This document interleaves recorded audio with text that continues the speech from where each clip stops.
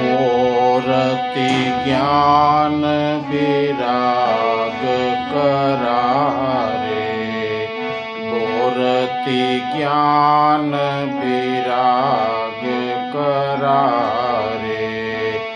बचन शोक मिलत नद नारे, सोच उसास समीर तरंगा। धीरज तट तरुबर कर संगा, विषम विषाद तोरावती धारा।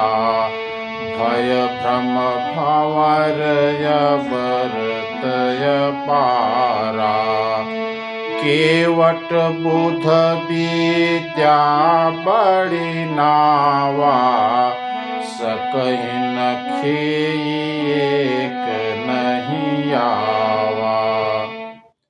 बंधुओं, यह करुणा की नदी इतनी बढ़ी हुई है कि ज्ञान वैराग्य रूपी किनारों को डुबाती जाती है।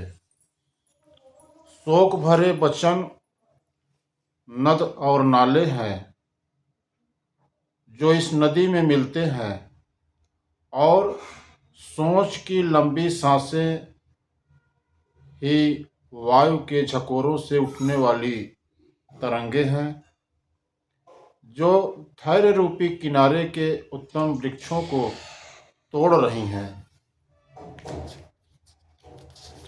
बंधुओं, भयानक विषाद शोक ही उस नदी की तेज धारा है। भय और भ्रम मोह ही उसके असंख्य भंवर और चक्र हैं। विद्वान मल्लाह है, विद्या ही बड़ी नाव है, परंतु वे उसे खे नहीं सकते हैं, उस विद्या का उपयोग नहीं कर सकते हैं। किसी को उसकी अटकल ही नहीं आती है। बनचर कोल की रात विचारे, थके बिलो की पथिक ही हारे।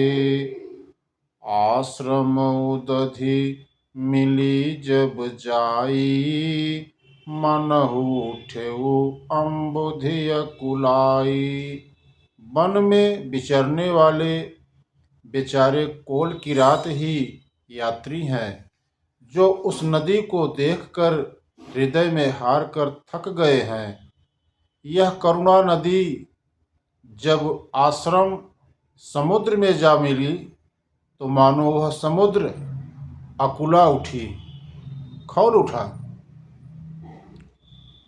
शोक बिकल दो राज समाजा, रहा न ज्ञान न धीरज लाजा।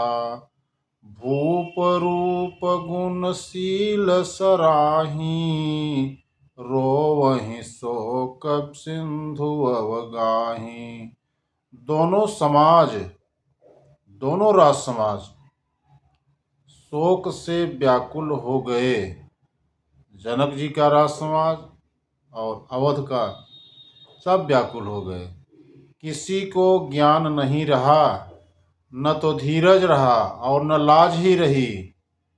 राजा दशरथ के रूप, गुण और शील की सराहना करते हुए सब रो रहे हैं और शोक समुद्र में डुबकी लगा रहे हैं। अवगाही शोक समुद्र सोचहि, नारी नर व्याकुल महा। दई दोष सकल सरोस बोलहि, वाम विधि कीन्हो कहाँ। सुर सिद्ध तापस जोगी जन मुनि, देखी दशा विदेह की। तुलसी न समरथु को जो तरी सकई सरित स्नेह की। बंधुओं, शोक समुद्र में डुबकी लगाते हुए सभी स्त्री पुरुष महान व्याकुल होकर सोच चिंता कर रहे हैं। वे सब विधाता को दोष देते हुए क्रोध युक्त होकर कह रहे हैं कि प्रतिकूल विधाता ने यह क्या किया। गोस्वामी तुलसीदास जी कहते हैं कि देवता, सिद्ध, तपस्वी, योगी और मुनिगणों में कोई भी समर्थ नहीं है जो उस समय जनक राज की दशा देखकर प्रेम की नदी को पार कर सके, प्रेम में मग्न हुए बिना रह सके। बंधुओं, किए अमित उपदेश जह तह लोगन मुनि बरन, धीरज धरिय नरेश कहे वशिष्ठ विदेह सन। कहा, जहाँ तहाँ श्रेष्ठ मुनियों ने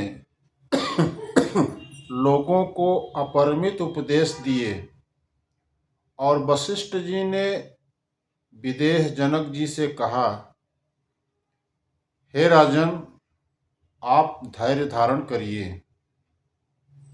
वशिष्ठ जी ने जनक जी से कहा कि हे राजन, आप धैर्य धारण कीजिए।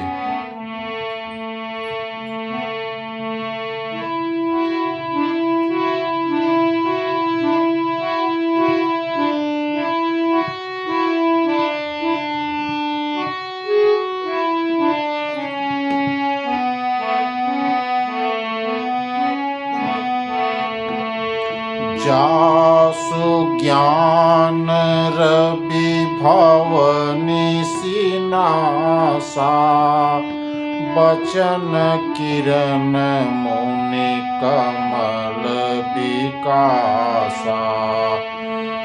तेहि की मोह ममता नियराई, यह सिय राम स्नेह बढ़ाई। कहा, जिन राजा जनक का ज्ञान रूपी सूर्य भव आवागमन रूपी रात्रि का नाश कर देता है और जिनकी वचन रूपी किरणें मन रूपी कमलों को खिला देती हैं, आनंदित करती हैं, क्या मोह और ममता उनके निकट भी आ सकती है? यह तो श्री सीताराम जी के प्रेम की महिमा है। अर्थात राजा जनक जी की यह दशा श्री सीताराम जी के अलौकिक प्रेम के कारण हुई है, लौकिक मोह ममता के कारण नहीं। जो लौकिक मोह ममता को पार कर चुके हैं, उन पर भी श्री सीताराम जी का प्रेम अपना प्रभाव दिखाए बिना नहीं रहता है। बंधुओं,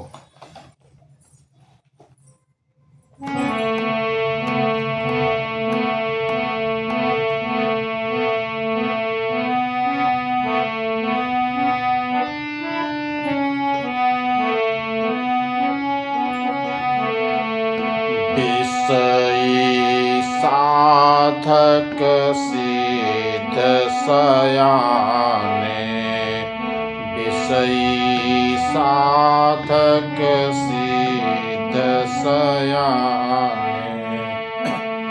विषयी साधक सिद्ध सयाने, त्रिविध जीव जग वेद बखाने। राम स्नेह सरस मन जासु, साधु सभा बड़ आदर तासु। विषयी साधक और ज्ञानवान सिद्ध पुरुष जगत में ये 3 प्रकार के जीव वेदों ने बताए हैं।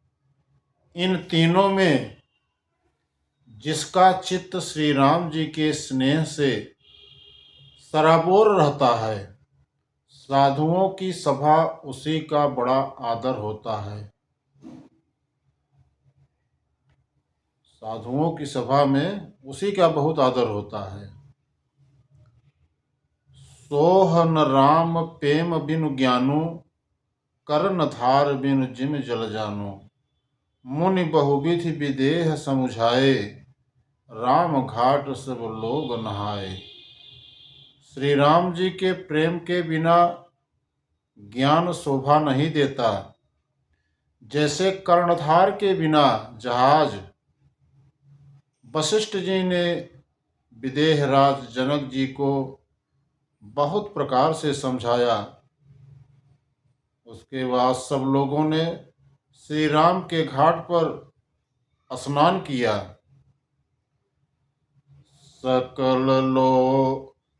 सकल शोक संकुल नर नारी, शोभासरु बीतेउ बिनु बारी।